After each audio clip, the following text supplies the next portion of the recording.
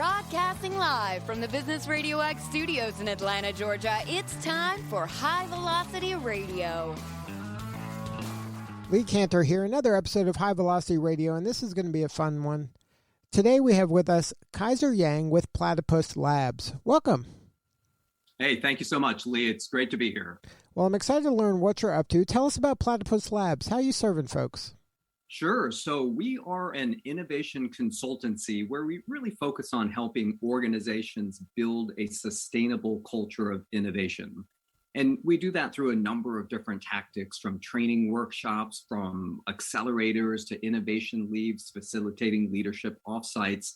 But really, the center of our universe is really helping organizations unlock the creative potential within their teams and apply it towards innovative outcomes. So are your clients primarily creative organizations, or does this work in any industry? No, not creative organizations at all. As a matter of fact, our biggest vertical that we operate in is healthcare, followed by automotive.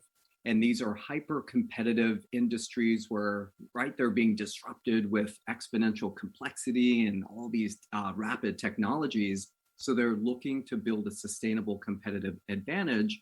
And they do so by working with us to, again, help innovate growth and performance initiatives within their organizations.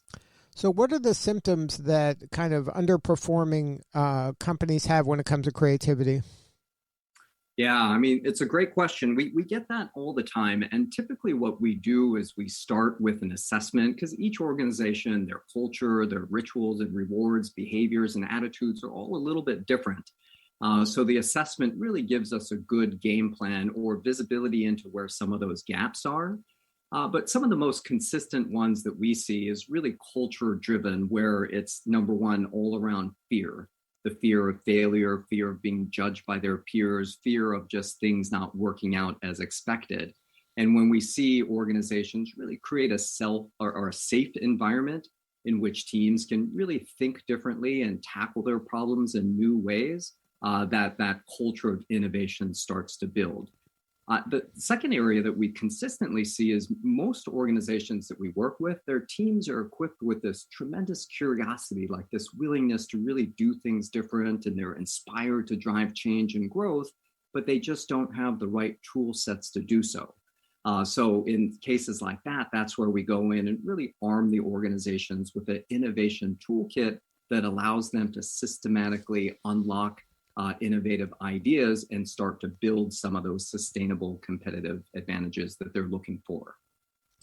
Now, to me, when it comes to creativity, the culture is really at the heart of this. And a lot of organizations give kind of lip service to innovation and creativity, but when it gets down to it, they don't like when things go wrong, and they'll place blame.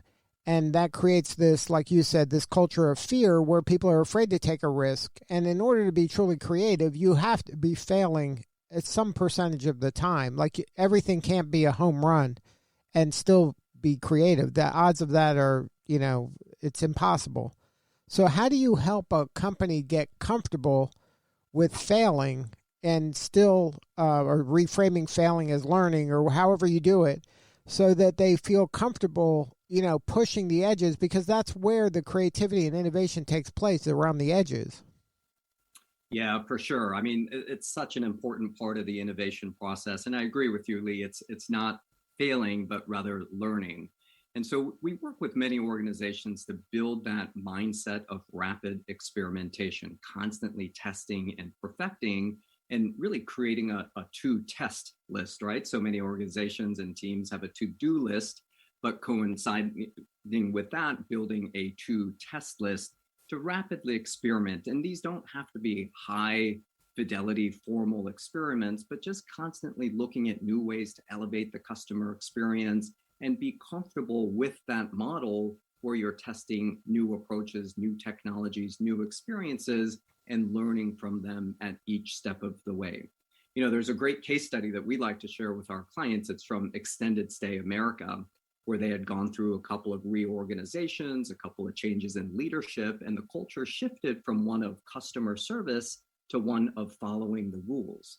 And no one really wanted to step out of line and do things differently for the fear of losing their job. Well, a new CEO rolled in, and one of the first things he did to address that fear of failure or trying something new or different was issue team members a get out of jail free card. And this empowered everybody in the organization to try something different. And if it didn't work out, no problem. Turn in your get out of jail free card. And over time, it became one of those cultural rituals where at the end of the year, if you hadn't used all of your get out of jail free cards, it was almost frowned upon, right? They had built this culture of experimentation and trying new things to elevate the customer experience with that one simple change. So each organization's a little bit different and unique in terms of how their teams are set up and how their current culture operates.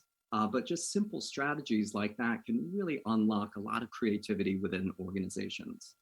Now, when you're working with organizations like the one you described, and I think it's brilliant to call it experiments because experiments sounds like the stakes aren't as high and that experiments have built in, not attaining what you were seeking to attain. So I think, and that's the right framing intellectually, I think.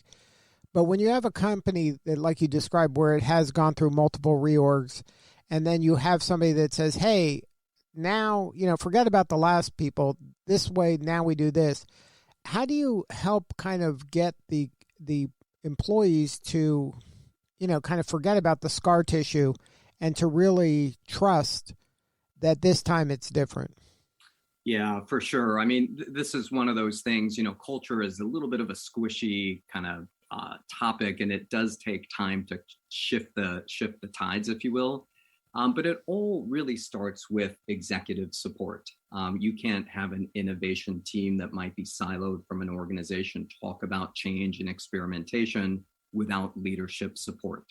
And for us, it really starts there. It might be the CEO or the chief operating officer. Somebody at the executive level really needs to embrace and harness that spirit of innovation and creativity and show that it's okay. Lead by example. We've seen some of the best efforts to innovate really be inhibited by that lack of executive support within any organization. And following that, it really is the communication strategy of showing everybody what we call everyday acts of creativity, right? Because in many organizations, people believe that innovation, or they define innovation as something that has to be big and transformative, that unless it's $1 billion idea, it doesn't count. And in that context, innovation becomes almost paralyzing or inaccessible to many of us. But when you break it down into what we call everyday innovations or micro innovations, these are small acts of creativity that we can all do. All of a sudden, innovation starts to be accessible to all of us. How we serve a customer, it might be how we run a team meeting, it might be how we put together a proposal. But so when the executive level can communicate all of these examples, these success stories of these everyday acts of creativity, we start to see the culture start to change and people realize that, hey, I can do this too. And they bring that creative mindset to their roles and responsibilities each and every day. Now, since we're talking about now the individual, I've done 1 million interviews or thousands of interviews, and somebody said something to me that was really shocking, and maybe you believe this or you don't, but they said that when a kid is like in kindergarten and the teacher says, who's an artist, every kid raises their hand. But by the time the kid's like in 5th grade, the same person says, who's an artist, and it's only the 2 kids that can draw raise their hand. And everybody kind of self-selects out of being an artist or being a creative. How do you help the employee that just kind of self-selected out of being creative? Do you believe that everybody's creative and it just needs to be coaxed out of them? Or they have to believe it, or they have to have certain tools to help them be creative? Like how do you see like adult learners when it comes to creativity? For sure. I mean, that's a great question, Lee. I mean, we see it all the time that people say I'm not creative, or it's for the R&D team to be creative and innovative, or it's just not within me. But the research will show, it's crystal clear, in fact, that we're all hardwired to be creative. It's our natural state. But over time, we may outgrow it, or it may be suppressed by our work environment, maybe our schooling system, et cetera. But we have all this like enormous capacity to be creative. And so for us, it really is showing people the way. And a lot of times it's just tools and frameworks to help unlock your creativity. So if you're left brain and a little bit more analytical and logical, we'll show you a couple of steps to think about creativity in different ways. Or if you are hyper creative and think of yourself as, right, that kind of studio artist that can come up with the wacky ideas, we'll show you ways to systematize your creativity and create a little bit more guardrails around it so you can drive innovative outcomes. But to answer your question, I mean, we're all hardwired for creativity. We all have this tremendous potential. As a matter of fact, Harvard did this 6-year study where they looked at 3,500 of the most successful entrepreneurs and business leaders out there. And they concluded that 80% of our creative capacity can actually be learned. It's a skill set that even if you had it once and maybe it just needs to be dusted off, we have this reservoir of creativity that with practice and through repetition, it's a skill that can be developed. So much like an athlete would go and work on their game and strengthen their skills, you can strengthen your creativity.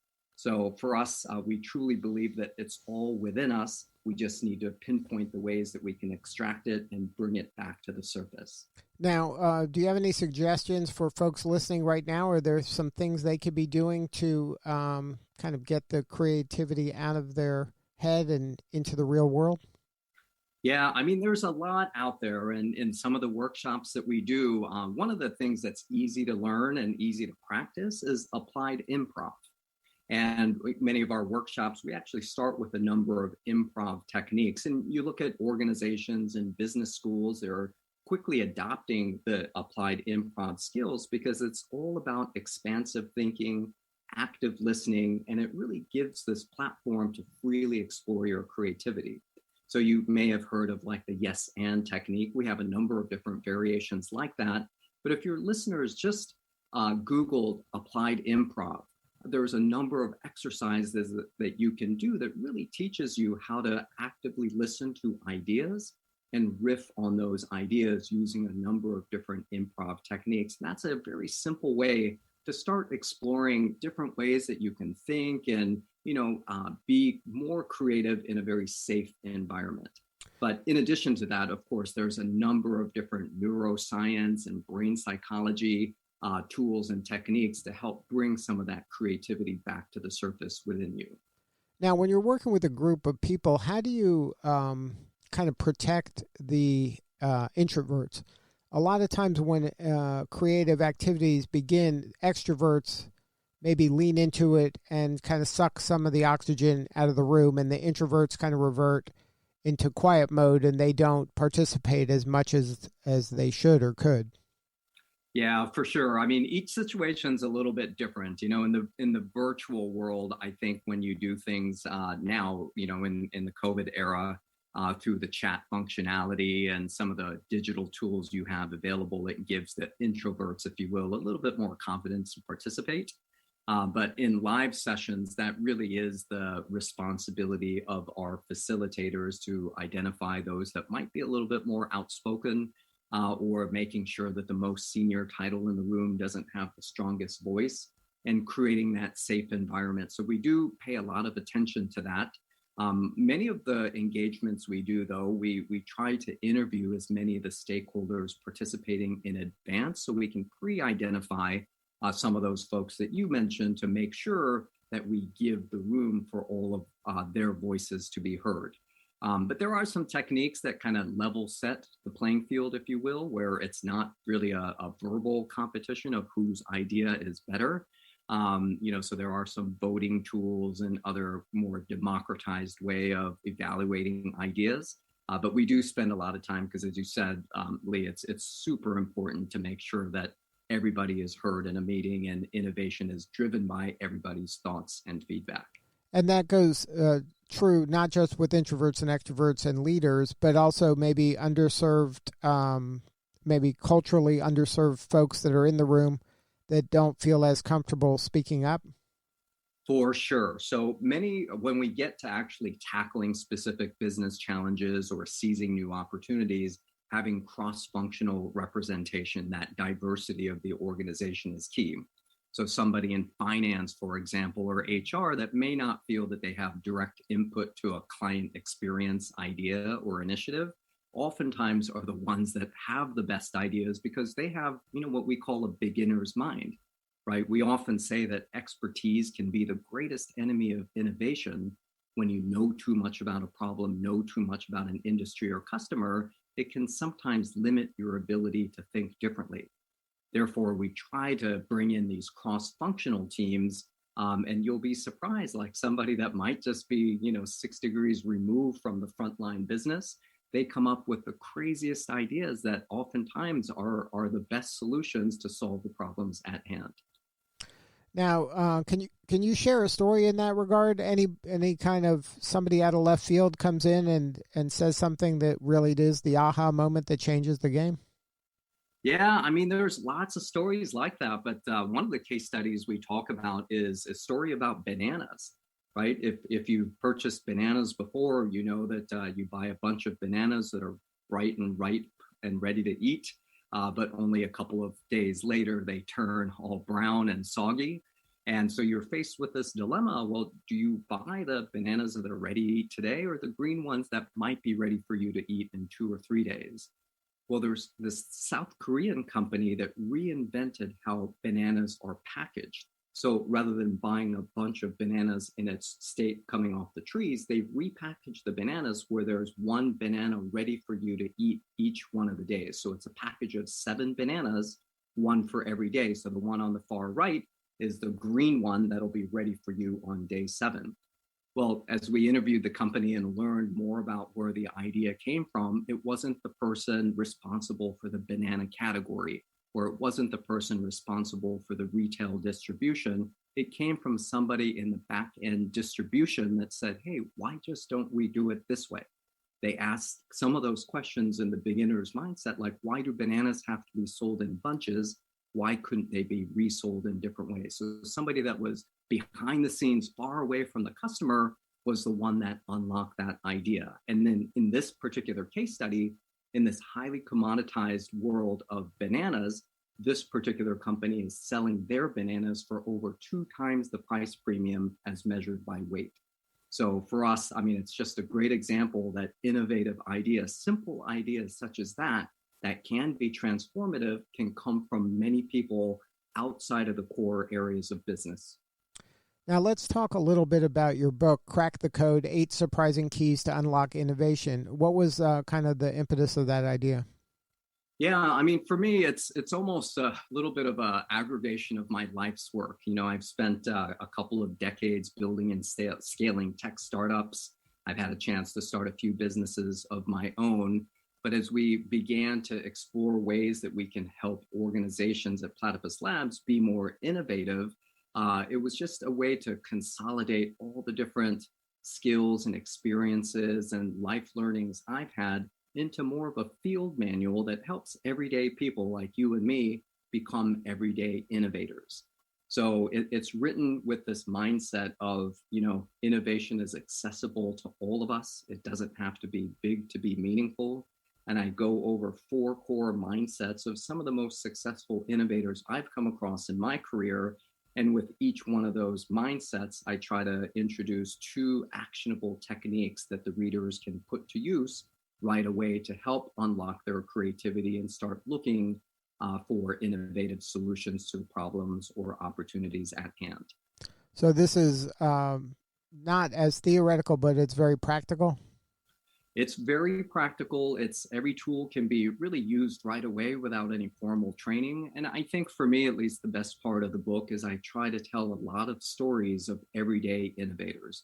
Again, we oftentimes think that innovation has to live in the Elon Musk, Steve Jobs type of arena, but these are everyday people that have done amazing things using some of the tools and techniques that I introduce in the book. Now, any tips for the parents who have children? What should they be doing to keep their kids as creative as possible for as long as possible? Yeah, I mean, I've got a couple of teenage kids of my own, but in the earlier years, we really try to explore their creativity and have them continue to explore it. And one of the most powerful ways, I think, and this is what I've done with my kids, is this questioning mindset, always asking why, what if, and why not. And I think those three simple questions, that while they seem very simple, it's very powerful in terms of challenging the core assumptions or the status quo conventional wisdom, really understanding the blockers and constraints and looking for what's possible. So, I work with my kids constantly, like when they're confronted with a challenge or an opportunity, ask why, what if, and why not, and never take things for surface value, but instead continue to explore, have that insatiable curiosity that oftentimes we start to lose as we get older into our careers and become more of an expert mind rather than having a beginner's mind. And it sounds like to be more of a coach rather than a consultant in terms of asking them questions about the challenge rather than just solving it for them. Yeah, absolutely. I mean, one of the key steps in our innovation process that we teach many of our clients is reframing the challenge question, right? Asking better questions will always lead to better answers. And oftentimes we ask very generic questions like, how do we grow sales, or how do we acquire this new customer? But you'll be amazed when you start to really dig in and change the perspective and ask some of these questions in slightly different ways. The range of possibilities are exponentially increased by just having a little bit more discipline around the types of questions that you ask. Well, if there is a company out there that wants to up their creative game or up their innovation game and they want to get a hold of you, what is the website? Yep, we are at www.platypuslabs.com. The easiest way is to reach out to us via email, which is innovate@platypuslabs.com, and we'd be more than happy to see what you guys are up to and explore ways that we might be able to contribute. And the book, is that available there, or is that available? I don't even know if it's out yet, is it? Yeah, the book is actually coming out in about 3 weeks. The official publication date is September 14th. So thanks for asking about that. But it is available for pre-order on Amazon and Barnes & Noble and everywhere else that you may buy your books. Good stuff. Well, Kaiser, thank you so much for sharing your story today. You're doing such important work, and we appreciate you. You got it. Thank you so much, Lee. Appreciate the time. All right, this is Lee Cantor. We'll see you all next time on High Velocity Radio.